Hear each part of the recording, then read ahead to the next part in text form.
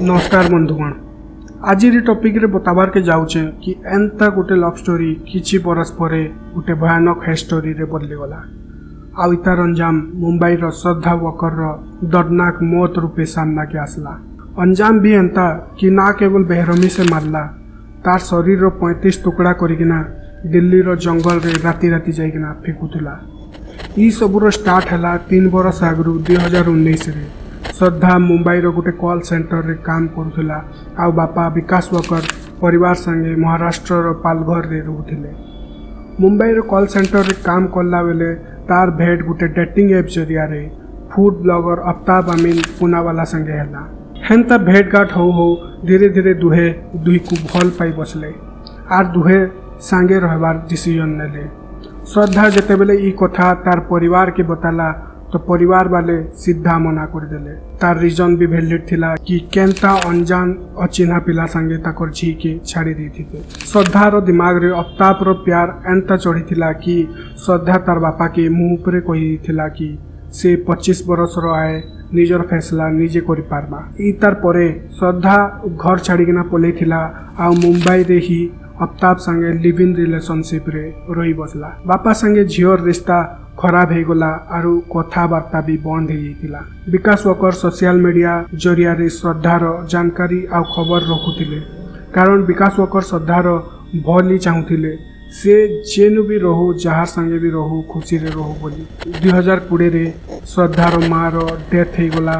हेते बेले से तार बापा संगे भेट पड़िथिला। से टाइम रे से बते थिला जे आफ्ताब तार संगे झगड़ा ही केना पिटा मोरा करिছে। तो ई कथा जानला परे तार बापा इनु रही जा आर नाई जा तार पाके बोली बुझे थिले। बाकी तार परे परे आफ्ताब तार घर के आसिकरी तार हे हरकत रो माफी मागी थिला। आउ श्रद्धा तार संगे फेरी रही बसला। जानकारी अनुसार आफ्ताब रो स्वभाव रागी किस्म रो थिला। बापा और झीर रिश्ता भी आफ्ताब लागी खराब होता। इतार भितर श्रद्धा और आफ्ताब मे 2022 थी मुंबई नु दिल्ली शिफ्ट हेले। आउ इतार बारे थी श्रद्धा तार गोटे क्लासमेट लक्ष्मण के बतई थिला। श्रद्धार बापा लक्ष्मण रो टच रे थिले तो झीर बारी थी खबर मिली आउथुला। इतार छड़ा श्रद्धा सोशल मीडिया थी एक्टिव रहउथबा जुगु तार बापा के झीर बारी थी जानकारी मिली जाउथुला।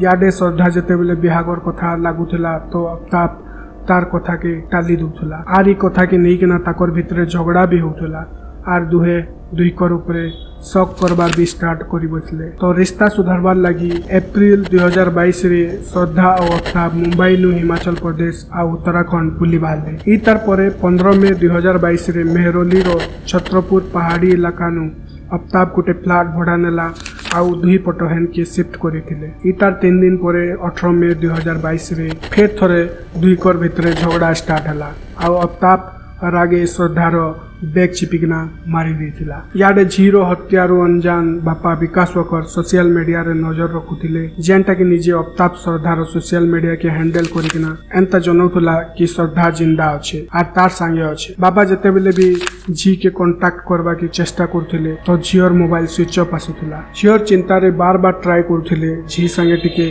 कथा हबा के, लेकिन केंसी आडू कांटेक्ट नहीं हो पारुथाई। से मन को लागुथुला जे भाईल झी कथा हबार के नहीं चाहबार। सेप्टेम्बर रे श्रद्धार गोटे संग विकास वकर के बताला कि गला 1.5-2 मास हेलानो श्रद्धा संगे किछि कांटेक्ट नहीं न। इटा सुनिकना तार परिवार लोग श्रद्धार सोशल मीडिया चेक करले, बाकी इथर किछि अपडेट नहीं मिली पारला। तार परे 8 नवेम्बर रे बापा विकास वकर मुंबई पुलिस के कांटेक्ट करिकना मिसिंग कंप्लेंट देथिले। स्टार्टिंग इन्वेस्टिगेशन रे श्रद्धार लोकेशन दिल्ली बताला बेले ई मामला दिल्ली पुलिस के ट्रांसफर करागला। दिल्ली पुलिस रो जांच थी आफ्ताब रो सोशल मीडिया के चेक करला के पूरा जानकारी मिलला। आ पुलिस आफ्ताब के खोजी किना अरेस्ट करिथिले। आफ्ताब के जते बेले शक्ति से पूछताछ करागला।